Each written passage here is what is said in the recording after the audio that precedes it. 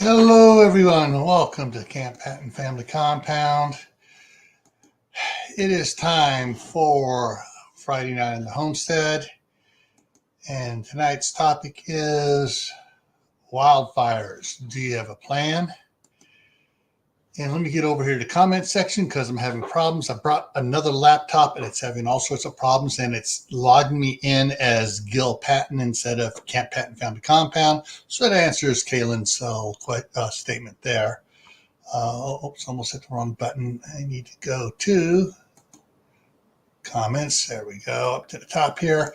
All right, so Shady Hill Homestead was first, Diana 2 was second, and it's the Marshmallow Man actually typed third. Phelan Clan Wolf came in next. Then Kaylin's Train, Chef Tech, Mark's here, Tammy, Rebel Canners. Chipper66 is here, Rick Thalen's here, I said Kaylin's Train. Or did I? Anyways, Sumi is here, Little Lone Prepper's here. And there we go. And here comes Tammy up here. All righty. There's Tammy. I'm coming. I'm slow. Yeah. And let me see if I can get something scored away here on this other computer here. I'm trying to get all the new technology that I haven't had time to set up before using here in California here. All right, so make sure I get this thing here going so we can get things going right. And it still won't let me pin stuff over here on that one there. So I'm going to try it. Hang on a second. Just make it a little wonky here for a second. Let me go up here. I'm going to try.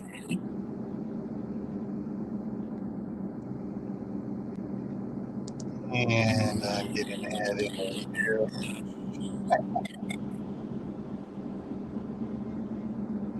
Alrighty, so I got here, and so there. There we go.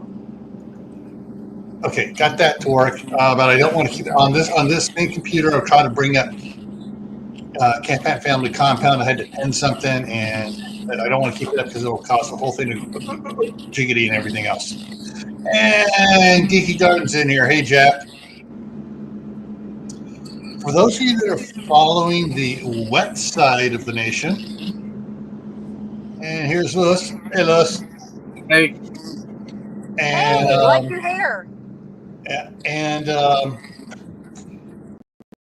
Glenn, How the Garden, has posted about 4 or 5 videos today. He lost his one peach tree. He lost another tree that blew over. Otherwise, he's Glenn's doing okay there in Florida. Jack's on here, so Jack must be doing okay because I haven't seen any video. Of course, I've been in and out. Of course, it'll only show me the last 5 notifications, so I lose a bunch of notifications just because the way Chrome works, it doesn't give you all the notifications it's supposed to keep them up there. All right, so tonight's topic is going to be, I started planning it a little bit differently, but it's going to go both ways here. So let me bring this up. So as you can see by this picture here, pastures are burning. It's more of a rural area, and yes, got the rural area burning here. Now, something that made me think today, watching clips of all the damage from both Helene and. I'm sorry, I just lost the name of the one that just went through. Milton, yes. Milton the monster.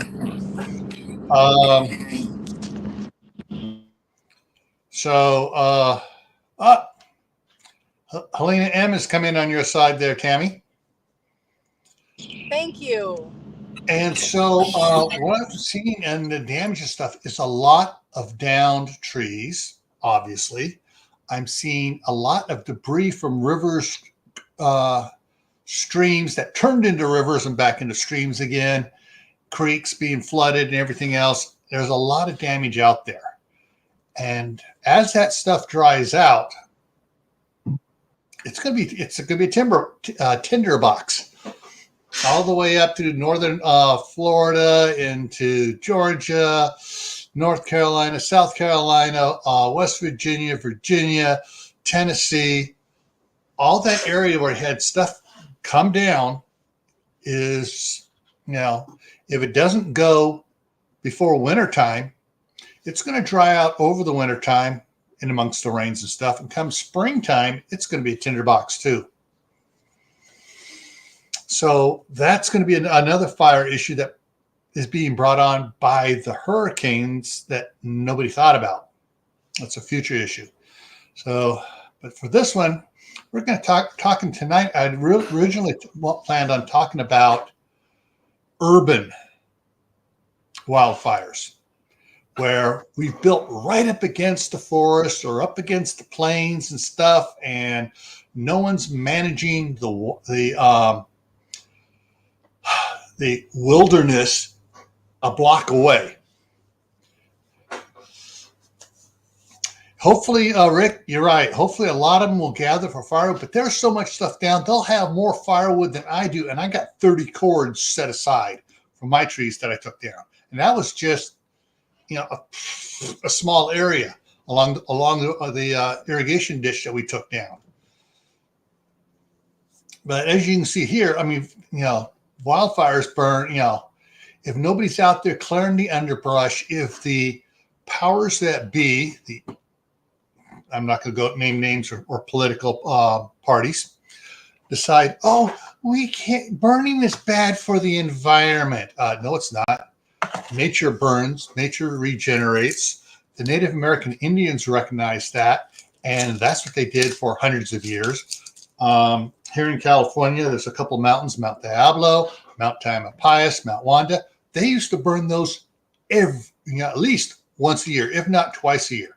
They would burn it in the springtime before all the greenery came up and burn all the dead stuff off. Then in the late summer, as everything was turning brown, they'd burn it again to burn the grasses and the small brush that had come up during the spring and summer, burn that off so it didn't become a fire hazard, and turn it all into biochar and make absolutely fabulous soils up here in the forest.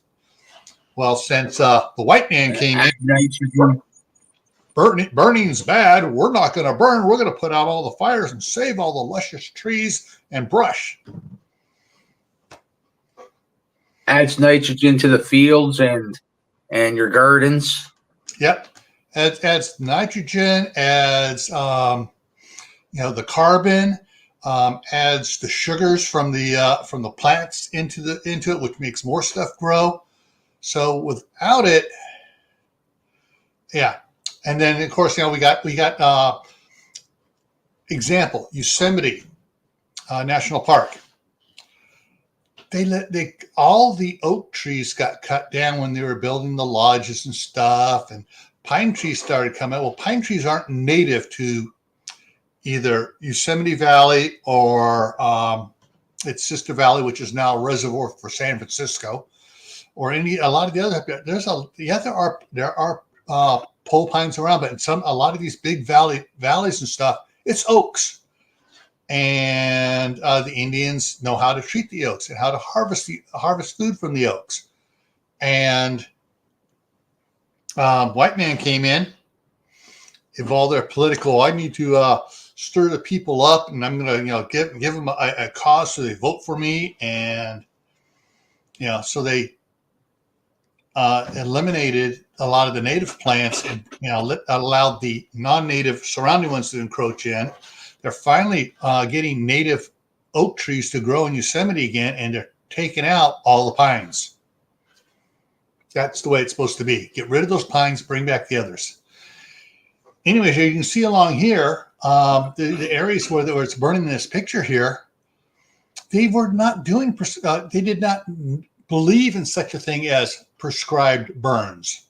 They did not believe in using Mother Nature's own weed control, fire. And so you get all this built up brush, manzanita, poison oak, poison ivy, mostly poison oak around here. And you get all the sagebrush and everything else that's, usually gets burnt off and doesn't become a problem. And what is growing is usually quick growing, lush, berry producing, and vibrant for the animals to eat. And they got all the stuff that grows up, sags and dies, and soil gets depleted, and it's not really good. Jack says 10 years or so ago, we had wildfires all over Florida, rural and urban. Got within a quarter mile of the health department where I worked, woke people up, and they done controlled burns every year since. Yeah. The plains where the buffalo were, they would hundreds of miles, thousands of square miles would burn every year, put out more carbon dioxide and smoke than the industrial revolution ever thought about putting out. But what happened? That carbon was drawn back in by plants, turned from carbon dioxide to oxygen, and wildlife was abundant. So let's go to the next one here. Some other ones you can see it coming down. See all the dead. You can't really tell down. I'm looking at the picture on a smaller screen here. But on the left-hand side in the middle there, all that brown, that's about 3-foot high weeds.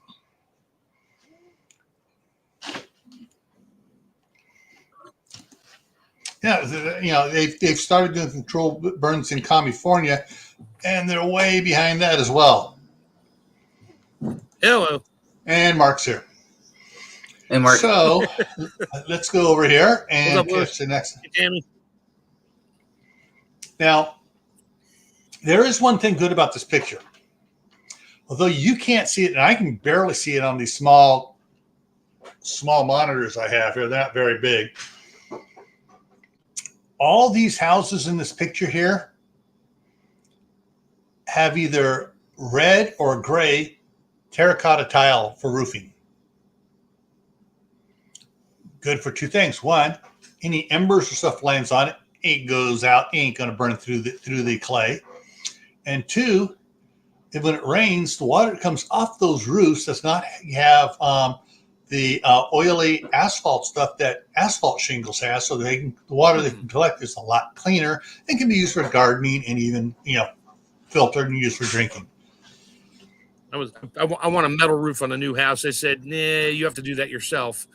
So it's coming with shingles, but I'll probably have them at some point just throw metal right over it.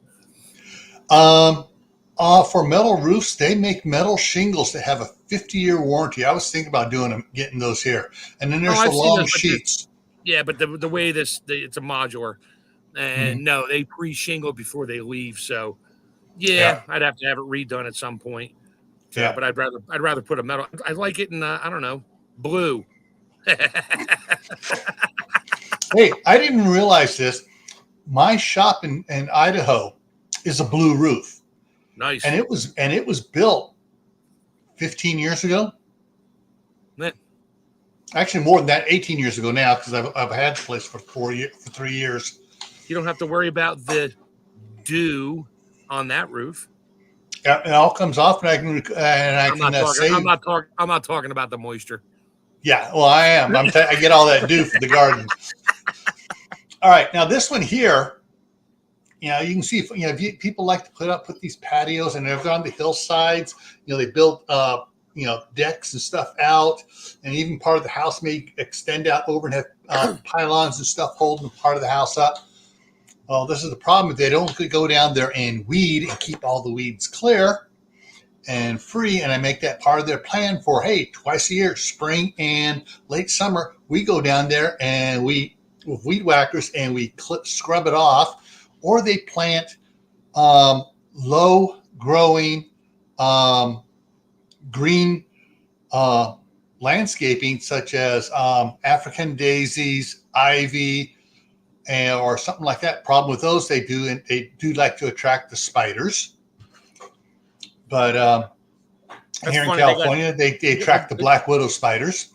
The guy's fighting a fire right there. There's a swimming pool right there. Oh yeah, but he's trying to save that deck to keep it from ashes, everything from coming up over. But yeah, they're fighting the fire. That's my only other thought about moving where we're moving to. I don't have city water, no fire hydrants, nothing. So I'm at the mercy of when the truck gets there with a tanker.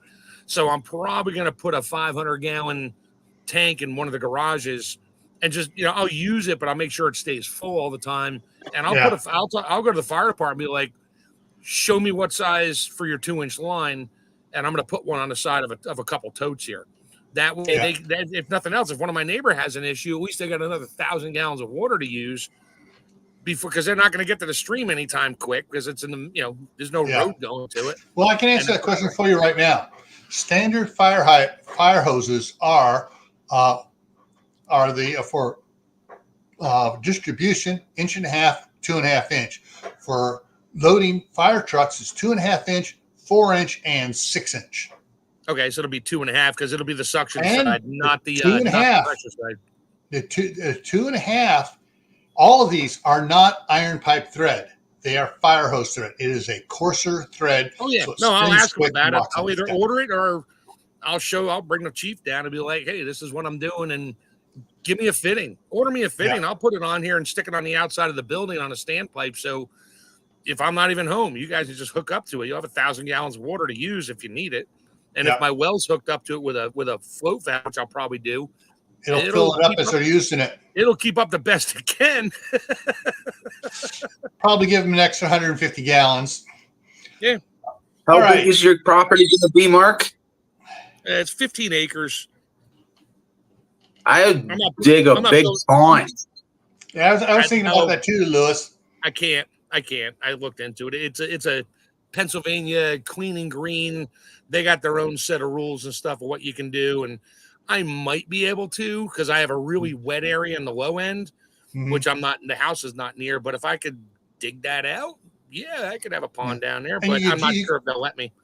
Well, the thing is, check with them, and also if they say the first they say no, well, what about a lined pond where I put in the EPMD liner, the food grade liner in there, because that's what I had for my koi pond, and that way I can stock it with fish and stuff like that, and it's there for firefighters to pump out of. That would be my biggest thing because nobody has a swimming pool. So it's not like you can just like tap onto, drop a suction. I was on a fire department. It's not like you can drop a suction line in somebody's pool and, use that as backup water because they're not going to relay it from anywhere. They're going to have to bring trucks in the whole time because the main highway is about a half a mile away, but I don't think there's a water main running down there either. Yeah. Up there in Canada, where I live, there's some properties with ponds on them and the fire tanker trucks pull up. Like one person I work for, they pull up to their pond, siphon into the truck, and then they're on their way again. And that's the thing too. If they'll let you put it in a pond, talk to them. Talk to the fire department about putting what's called a preset dry suction. It's a siphon. But basically, so in the bottom of the pond, it's up off the bottom of the pond for a foot or so, or two. Especially if it's a lined pond with where you got the EPMD down, and you have sand over that, and then rock over that. It only needs to be up a foot above that. Yeah. And your 6-inch line goes down over and comes up there, and it has a hookup for them to do it. And so basically, they'll have water. It'll be full of water except for that last 30 feet. But hey, they can pump that through, boom, like that. You're gonna be like, "Hello, Tammy. Tammy, I need to can about 400 pounds of fish really fast because I have no water left in my freaking pond, and all my freaking trout are like bouncing off of each other now." Yeah. All right, let's go on with some more urban fires here. Southern California, gotta love it. They build on the hillsides, and then they don't take care of the hills below them. Or what happens is they buy the acreage up above, and the bottom of their property is maybe like 10 feet beyond the foundation there for that house, and all that wooded area down below The people down below don't want it, so it defaults to the county or the city. It never gets bought. It's now county's problem, and the county has all these little pieces around that they don't even take into account that they need to maintain. And the double-edged sword on that is, if you have a nice long hill in the hills of California there, and you strip all the plants out of there, now you got mud problems and landslide problems. Tammy's back. Hey, here's my fish canning helper. Hey, I'm getting free salmon next week. Sorry, I forgot, pulled into the school parking lot, and they have a Wi-Fi internet blocker. So I had to come down here to the public library so I could not be blocked by the school Wi-Fi blocker. Wow. All righty, so let's see what we got here. Next one here. And more, we love having all these green trees all surrounding our homes up here. Makes us feel like we're out in the country, even though we're in the city. And it just, that's been the problem for a lot of places. And this one here needs to be on a big screen TV, this picture here. Yeah, I can tell. That's all the McMansions, and but they all got terracotta roofs, but it doesn't matter. Yeah, they got terracotta roofs, doesn't matter. They're all stucco, which helps, but it's not going to matter when that heat starts cooking the stucco and starts burning the wood on the other side by conduction heat. Yeah, especially when the house next to you is on fire, and now your siding's melting and everything else, and then your house catches on fire. Yeah, that's how that works. Yeah. So, and what's that thing is, the hillside isn't that tall behind. A lot of those flames are leaping up, 50, 60, 80 feet. All right. Memories for me from Santa Rosa several years back. Oh, geez. The campfire. What's it been now? It's been like 8 years, I think. Glenn's here. Hey, Glenn, how's it going? How did every house there in that picture turn to dust, but the tree's still sitting there with leaves on it? You need to explain No, the trees don't have leaves on them. Well, there might be a few pine needles up there, but bunches of pine needles. These, but these trees on the left totally stripped bare and burnt down. This tree here on the right is mainly burnt, but up high enough. It looks like but the house is like pulverized dust. Yeah, no, because the house will sit there and burn to nothing. There you go. Now, so all of the houses down here below in the middle there, and you see how they're burnt up around here. People were out there fighting fires, and they just barely saved a couple of the houses there, and it was just going through. Here's what's interesting: in the middle section here, on the left-hand side, there's a tree. There's also fire. I'm looking here deep at the picture here. No, that's just that empty lot. The rest of the empty lot there. I thought it might have been a building that survived, but no, there's other little bushes in there. But over on the far right of that one, there's a lone pine tree with the bottom half burnt off and the top is all green. That's the way pines are. But this is Santa Rosa. City water, fire hydrants, and everything else. And it came in so fast. It was literally a firestorm. Howie's here. Hey, Howie. Food Forest Permaculture and our Treasured Homestead came in on your side there, Tammy. Did I miss anybody else when I was looking off to the side there? All right. So thank you. Next one here. All right. Here's what's interesting. And this is, most people would not believe this. If you look here, you can see, if you can see my cursor moving in the upper quarter of the way from the right up there around that one pine tree. So the road coming down here, everything below, and it burned down. It actually burned up all around. But you see this green park over here? The play structure is still there. The little blue play structure in the corner over there. That's because they water the grass there, and it's still green. It didn't burn. Well, there was not much fuel there. on this end of the park, yeah, some of the hiking trail, I can see the hiking trail.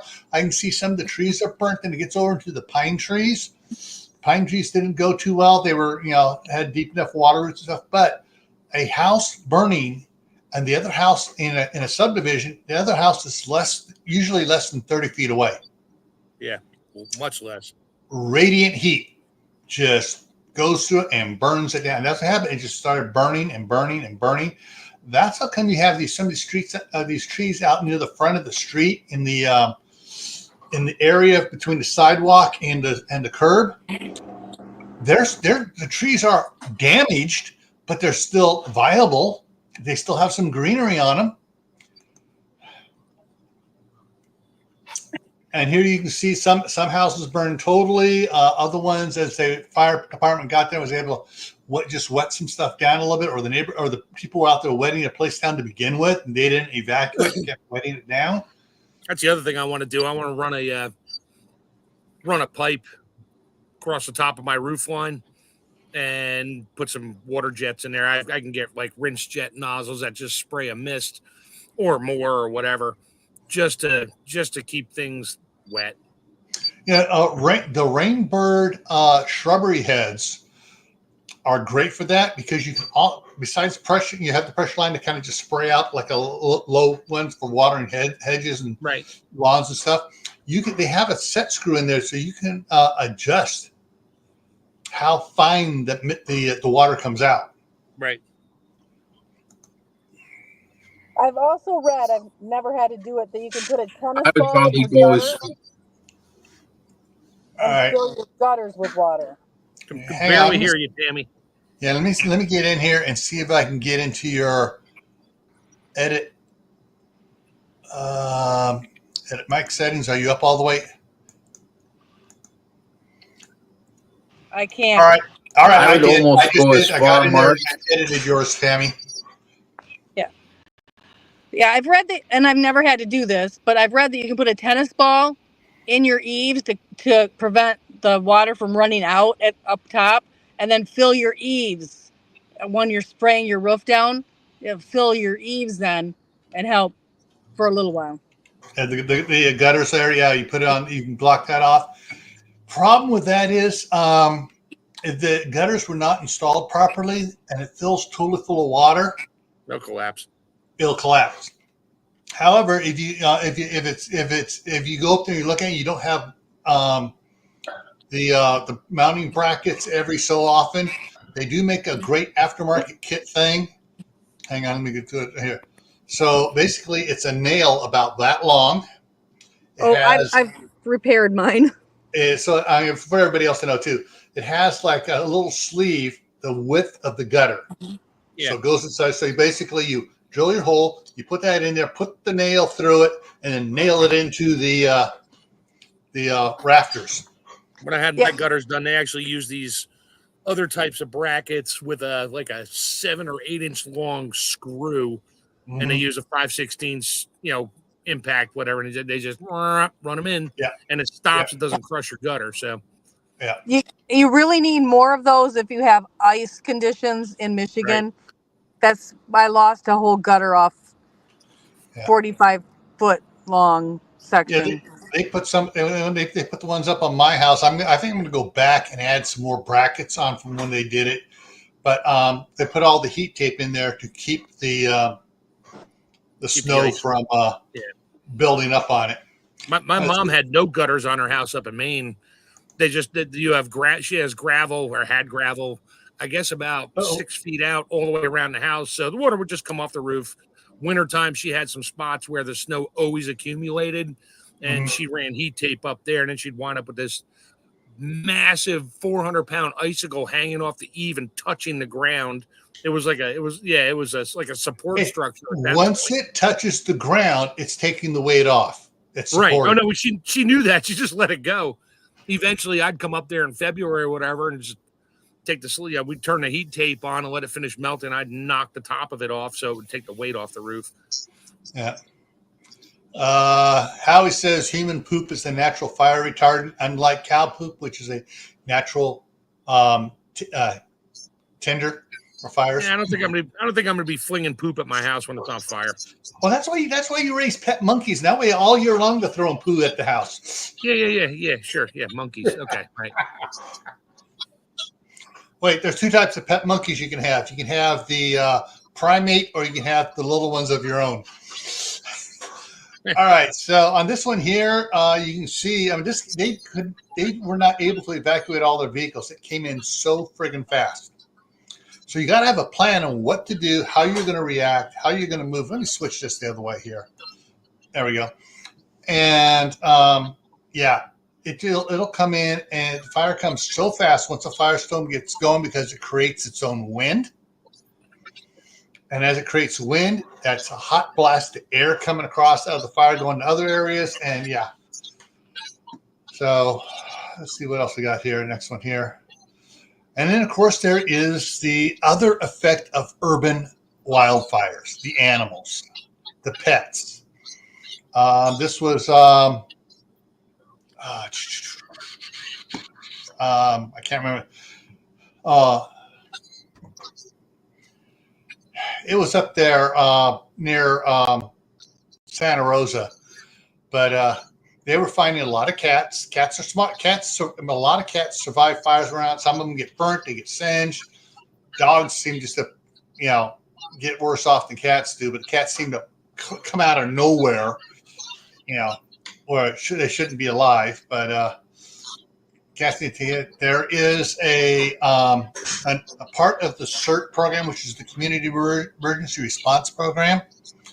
There's when I was working with Noel Cross of the Contra Costa Animal Services, we created 2 addendums to the CERT program called CART.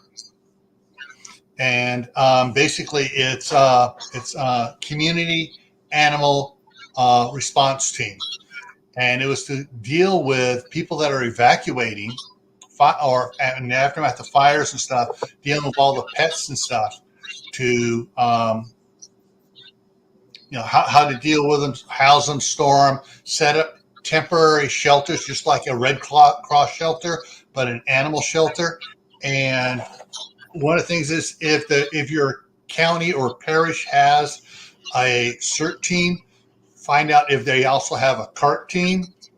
And the CART teams set up right next to any Red Cross shelter. So people that go to a Red Cross shelter and have their pets, Red Cross will not allow them to bring the pets inside.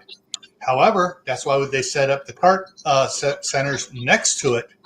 So they, go check your pet in over there, come in, sign in and stuff, and you go back and forth, see your pets, care for them, feed them, whatever, do whatever you need to do with your pets over there. They have full collapsing kennels and stuff to set up for them, and the bags hold all the owner's information, which comes to another part of the plan I'm going to talk to in a minute. And in fact, I'm going to talk to it right now. So in your plans dealing with yourself, your children, your home, your cars, and your pets, you need to have a binder with hard copies of all the paperwork, insurance, deeds, everything, bills, all the things you need to take care of. You need to have hard copies. You need to scan it all, have it a soft copy on a thumb drive, or burn it on a DVD, even though it's just digital disc, no video on it.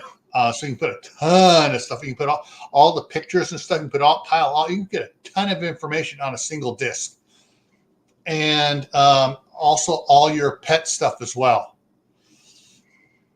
So you can have everything there. If you take your dog in there, has to have its shots. They're going to ask, does it have its shots? Does it this? They go through all the stuff, and you can, flip. If you have the binder, you flip to it. Yeah, here's all the information. You want to make copies of it? They'll make copies of that. Stick it in that little packet you saw in the picture there. That way, they know everything is top notch of your pet. Now, some of the CART shelters actually have vets come in. And if your pet doesn't have it and they can't find it in the county system, they will say, all right, if you want the pet here, it's going to need this shot, this shot, this shot, and this shot. And they basically, the doctors, the vets that come in, donate their time. So all you're actually paying for is just the medication. So, but if they already have it, it's good to have that documentation. You can do it. The other thing is check with your counties to see if they do the chipping of the pets. Because all they need to do is they just scan, okay, this is a pet. Oh, yeah, they got all their shots. We got it on the computer already. But when it comes to you and your pets, you need to have all the documentation you can. And just remember, more is better. Mm-hmm. Hey, So, I got to respond to Howie's comment. I'm sorry, Howie. I don't think I'm going to have time to take a crap, smear it on a blanket while I'm trying to run out of a burning building.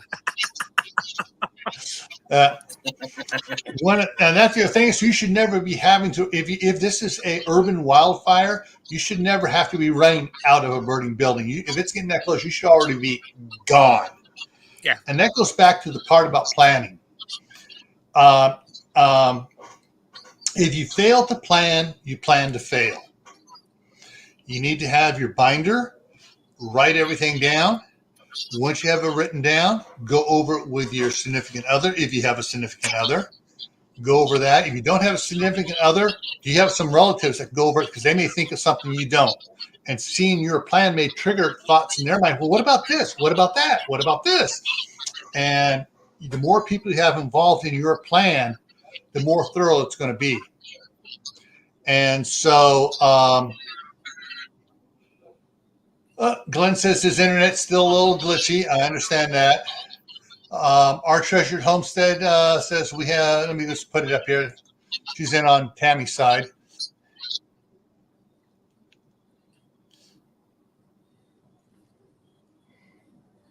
Yeah.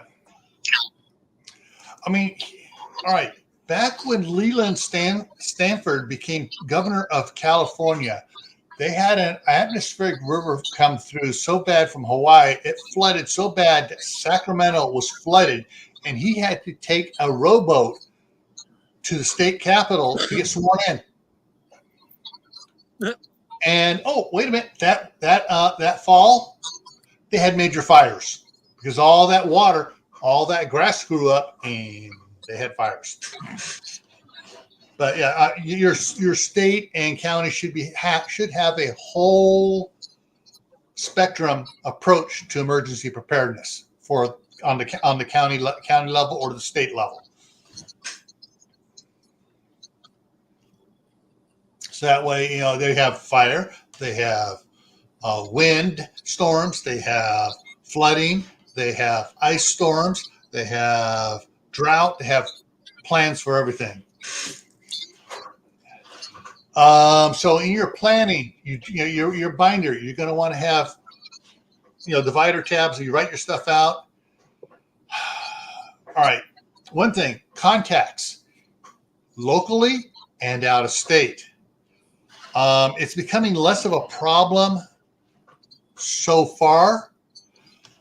Back in the, early 2000s and before, when there were floods, earthquakes, and stuff like that, and the phone systems was affected, generally what happened was the phone lines, you get fires and stuff, and the lines would short out and trip breakers at the local switching station for the phone company.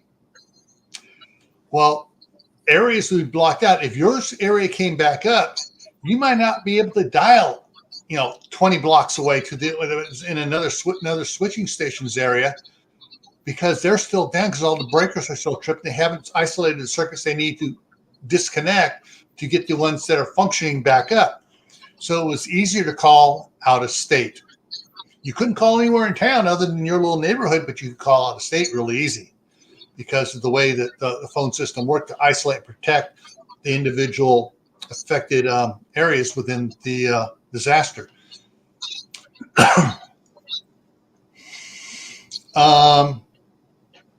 So you need to have some out-of-state contacts. Nowadays, if you happen to have a phone, see if I can do this right.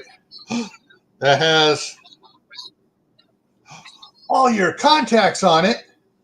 Yeah, should have most of those numbers, but sometimes some people still don't use this but for emergencies, or they don't yes, there are people that don't have cell phones at all.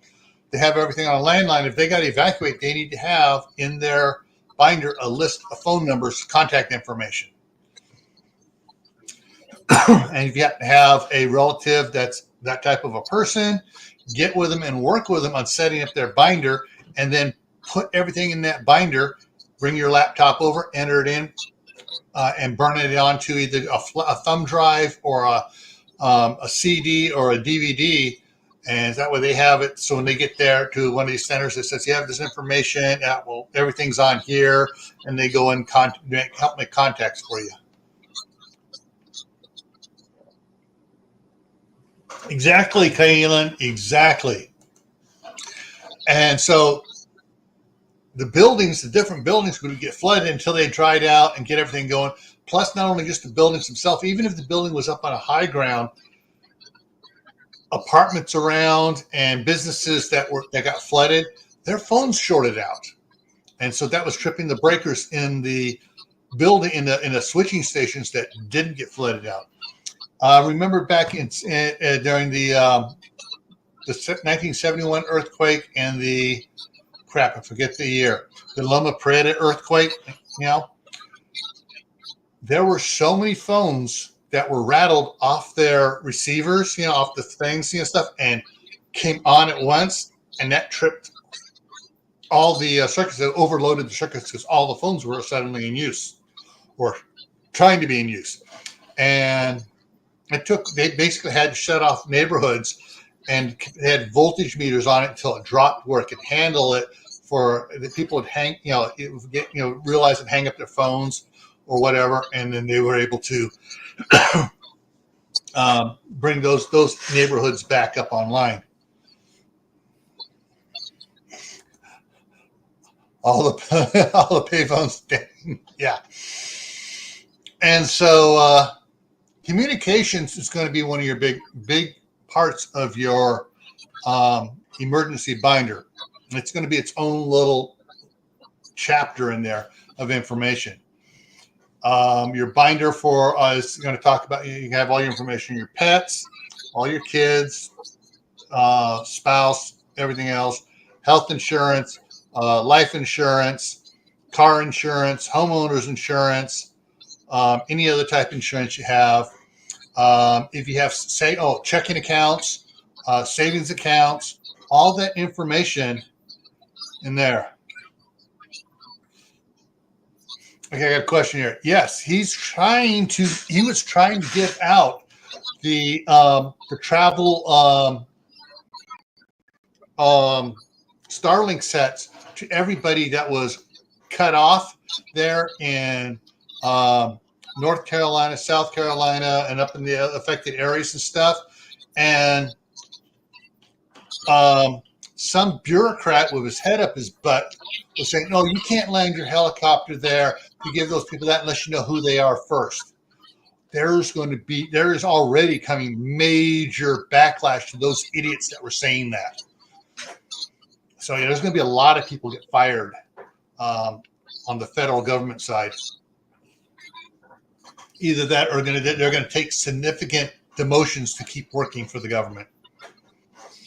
Go from a pay band, a 17 pay band down to a 12 or 11. Because the little portable ones, they can run off a 12 volt. You can have like a little solar panel to power it, and yes, they're supposed to be solely self-contained. But if you have extra outside power for it, it helps it work better.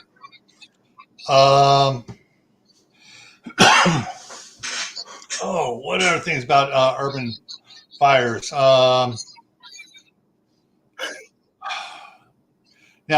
in your little disaster book, urban wildfires is one chapter. There's going to be a chapter for flooding. There's going to be a chapter for earthquakes. If you know, everywhere actually gets earthquakes. Some don't get. Some areas like California, Oregon, Washington, Alaska get a lot more, and Hawaii get a lot more. But start with the most common disaster events that happen in your area, and then work your way down to the ones that never happen.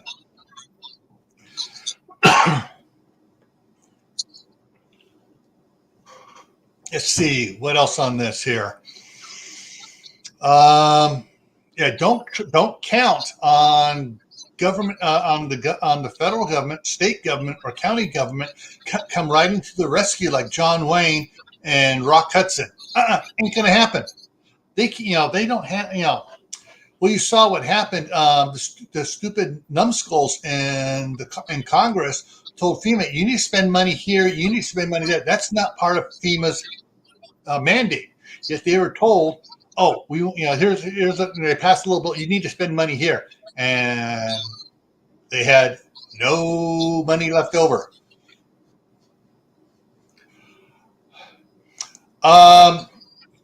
They're supposed to be that 750. It was short because FEMA ran out of money because Congress had them spending money on illegal aliens. Yeah, but it's also a loan, not a here's your money. And if you don't pay it back, they take your property. So that's another problem. Yeah, there are loans to get out. There are certain companies that do grants, disaster aid grants. Those aren't usually advertised. You got to know who they are, and you apply to them. And the quicker you apply, the more money you get from them. And if you don't have ID, you're not getting that $750 either. Yeah, that's why you need to have photocopies of everything, including your ID. Now, so I just got a new driver's license because the other one expired on my birthday. I still have the old one. I keep it. I still have my original Arizona driver's license I got when I was in high school. I have all my driver's licenses in a nice envelope. I keep them all. Certain states don't like it when you do that. They want you to turn it into them to give you a new one. No, they don't. Most states don't. They say because basically you go in early and it's going to be several weeks. We'll keep your other one. Here's your extension paper to show in case it doesn't show up on time. You get it too close to your birth date. Yeah, they send it in the mail. Dispose of it. Cut it up and dispose of it. Nope, I ain't cutting mine up because I go in there. I can go and say, hey, this is me. Well, you got any other? Here's the history of my driver's license. This is all my driver's license. All the years. It's expired, so you must be dead. Yeah. Generally, people they'll see that they have a bunch of them in order to go. Yeah, I guess it's you. Someone wouldn't forge ones that old. So if you have your current one, license for 60 years. Yeah. Mother Earth Garden Club, welcome.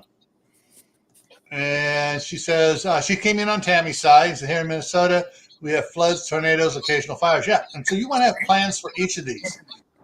But generally, when I talk about fires and stuff, and other people talk about fires, everybody talks wildfires. When I say wildfires, oh, you mean out in the farmlands and stuff? No, like I showed with the. You get back here. There we go. Like I showed with this one. This is a wildfire that tore through the city of Santa Rosa. I mean, there was miles and miles of stuff burnt like this. And it was a wildfire. It was an urban wildfire. And so people don't realize, urban wildfires are nasty. Okay, I'm going to try something here. Don't freak out. I'm going to try. I haven't tried this with this many people up here. Okay, it's going to divide back. It's not going to. Okay. Makes this a little bit bigger, not much, because I know if I get 3 people, it blocks us off into little narrow things across 4. Makes it up, still keeps it in the corner, so we're good. All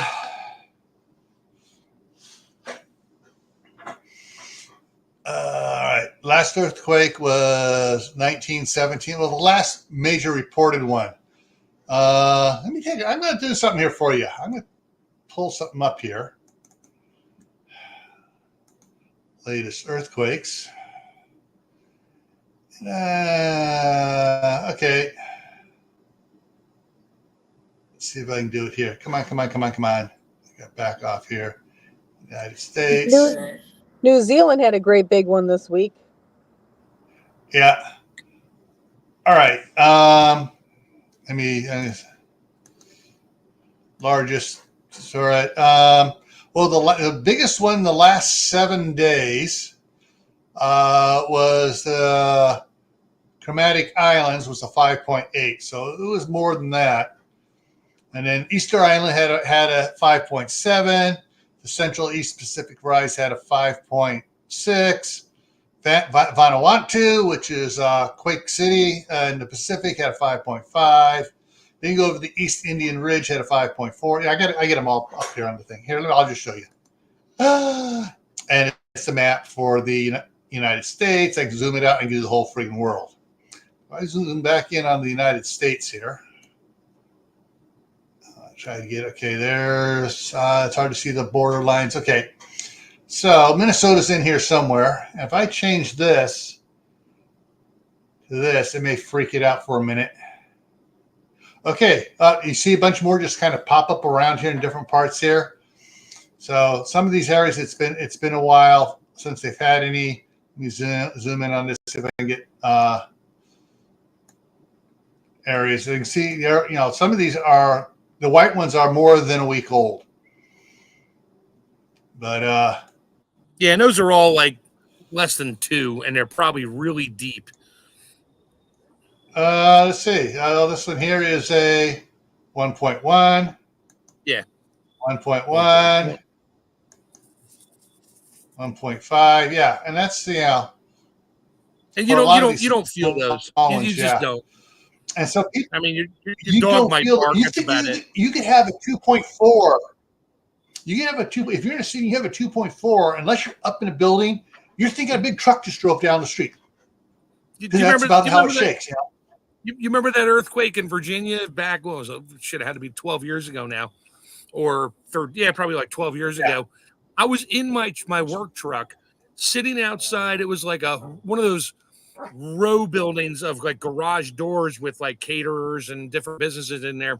And I'm sitting in the truck and with the window shut. All of a sudden, I sort of heard something like all the doors rattling a little bit, like somebody was opening a garage door. I looked up from my computer and like everybody's walking outside looking around. And I'm sitting there going like, dude, it's just me, but hi. And like, you didn't hear that or feel that? I'm like, no, I was in my truck. I was on rubber tires. So my wife felt it. Everybody else felt it, but I was in the truck and I didn't feel it because I was insulated. I have a better earthquake story. So we don't get them in Michigan very often, like 2 in my lifetime. Okay. Well, the first one in my lifetime that I remember was at the exact time my daughter was born. Well, the hospital is actually set into the ground so deep that on the 3rd floor of the hospital, the curtains were swaying. And my significant other thought I was shaking the bed so hard I was making the curtains sway. But she was born at the exact time as earthquake. We've had one since then. She's in her late 20s. We've had one since then. Yeah, you didn't name your daughter Tremor or something, did you? No. But the hospital's like actually bolted into like the tectonic plates. So like it was literally it was literally swaying. I'm sorry, you can't see me in the dark in here, and there's no light in this car.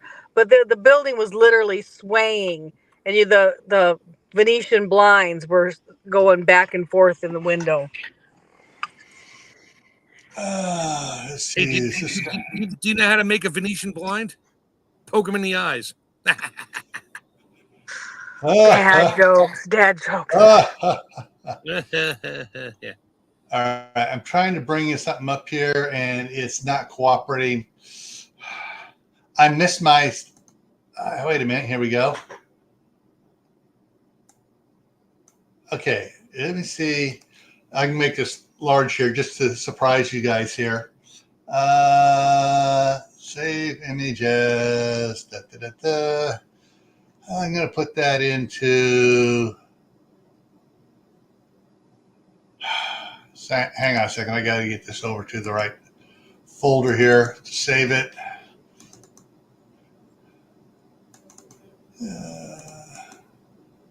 Images. There we go. Please make it big for me. There we go. And now I get to the largest. These are all, every little blue to purple dot on this are earthquakes from 2023. And it goes from the little blue dots to the purple to the black to the green. To, yeah, all these are earthquakes. So this is 2023 only. I think where it's more concentrated, that's where it gets darker. You know, because they're light purple out on the outside as they get more concentrated. But then it goes from the purple, you know, then you got to get into the orange or red is more.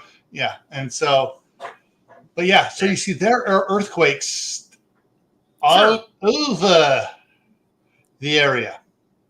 And most people, but most of these here are are under 2.0. Yeah. Most of them are under 2.0. So you don't feel them. But everywhere in the U.S.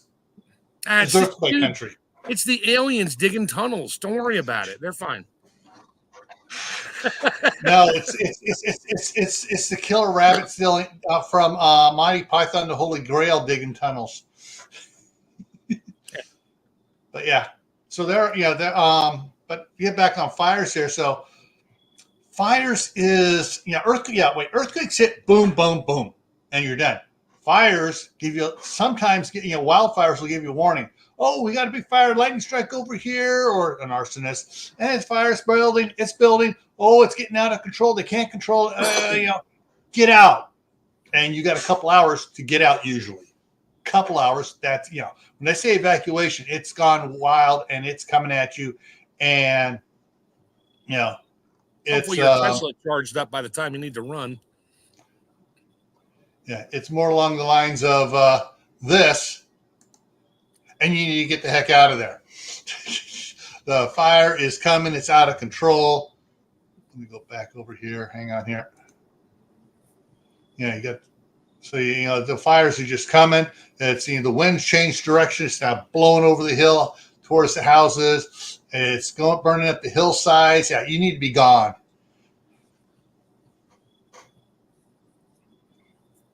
Yeah. So, yeah. That's it. I'm building my house out of concrete and fireproof glass. Someone, I can't give you his name because he's known, built a house that was 2 stories underground. Yep. Twice the thick concrete walls as they said he had to. He built the exposed floor was 3/4 exposed, and then he built a huge parking lot on top of the house. Garage was on top. It was a parking lot, covered parking lot, and on the cover on top of it, he had dirt brought in, and he had grass growing up there, and he had fruit trees growing up there. Cool. And around the property, around the house, he had grass area. It looked like a golf course, out 100 feet from the house, but it was all grass going, wells in the ground. And actually he had 3 wells actually. One was a water well. One was a extraction well for geothermal warming. The other one was the injection well to put the water back in from the extraction well. Do like the guy, what's his name, Andrew Camerata or something. He's got like 2 million followers. He literally built a castle out of containers. Mm-hmm. And everything is like 1/2-inch plate steel. Everything's welded together. The only thing flammable in there, I think, is his deep fat fryer. And his clothing. Yeah, whatever. But it's all steel. Good luck burning that one. Kaylin had a suggestion for you. Yeah, I could do that. Yeah, get the used heat sheet, the used tiles on it, or the ones that they never use that they're not going to use because they're not going to use the shuttle anymore. See if you can get some of those and just start lighting out. I'll just make random trips down to the space museum down here and pop tiles off every now and then, stick in my pocket and leave. Of course, none of them are shaped the same. They're all different sizes, shapes, curves. It'd be an interesting mosaic on the side of my house, especially if it says NASA on it. That might be a dead giveaway. Where'd the tiles go? As they look down from a satellite thing going, I think we found all the tiles. But yeah, when it comes to for your protection of your home for wildfires and stuff, start inside the box, then think outside the box. But remember, if you get an evacuation warning, leave. Don't think you're some super prepper, because even Steve at Corsair Trainers down there in LA has evacuated a couple times, and they say, get out. He's like, all right, we're gone. We know exactly where to go. Makes the phone call. We're on our way, and he was gone. So I think that covers for tonight just about everything I needed to cover here. Let me get rid of that and bring something else up here for you guys. Shift that over to the other screen so I can look at it. So coming up here tomorrow for Survival Saturday on Gray Man Prepping, the topic is, are you financially ready? Now, it doesn't mean you have to have everything paid off. We're going to talk about how to be financially ready for disasters. On Monday, back here on Camppatton Family Compound with Tammy and Mark, we're going to be talking about canning butter, aka ghee, and all the ways you can use it. Mm-hmm. On Tactical Tuesday for Gray Man Prepping is archery for you. Thursday night will be the midnight ride. And next Friday here will be extending your growing season, getting more from your garden. And depending whether I leave Saturday morning or Sunday morning, the following week here, Attitude Matters on Survival Saturday will be the last one from California before I head back to Idaho. So did anybody make any scores on Amazon Prime Day? I did not. You did not? Don't really. No. Didn't even look. Had the wife order me some more chamber sealer bags, bigger size, because I got bigger things I need to do that the bags I have won't fit, but they were not on Prime special or anything. I was like, I just need them. She's like, okay. Let's see. What did I get on Amazon Prime? So that was the 8th and the 9th, right? Yeah. Okay. So I got the Aero Garden Harvest 2.0 hydroponic system for indoors. I got the 50 pod refill kit for it. Both of them were on 37% discount, so I got both those. I picked up myself a digital recorder to use at the city council meeting, so I can actually put it on the table there and hear everybody when they start whispering. I got some gamma lids for my. You shouldn't have said that live on your feed. Somebody's going to hear that and know it's there now. Oh, they're going to know because I'm going to put it right there in front of them and go, this is because you guys start whispering, and I get complaints on the videos that people can't hear what you're saying. Well, that's not for public knowledge. You're in a public. Yeah, I go. The attorney has already told me. Yeah, you guys need to speak up. If they're going to discuss something. Here's Tammy back. If they're going to discuss something that's not, that's more personal, private type stuff, they have what's called a in-council meeting only, where they discuss who's behind on their payments for the water and the trash pickup and stuff like that. And that they take into a closed session. But they just don't want, he says, everybody sticks around for it, but they don't, it's not going recorded. That's the only thing that makes the attorney a little bit nervous. I told him, hey, they used to do that too in city in Martinez, but then someone told them, hey, you need to make that open public. Well, we might embarrass somebody. Good. Then they'll pay their bill. So they spent 3 months making a thing that they're gonna start discussing all this stuff. They were surprised how many bills and everything that was in arrears were suddenly paid for. Yeah, because they just got called out in public. They were going to get called out in public. Right. All right. Anyways, I also ordered Gamma lids. They were. Hang on, let me just bring that up here. I can show you the ones I got. Okay, here we go. So the ones I got was $6.44 off.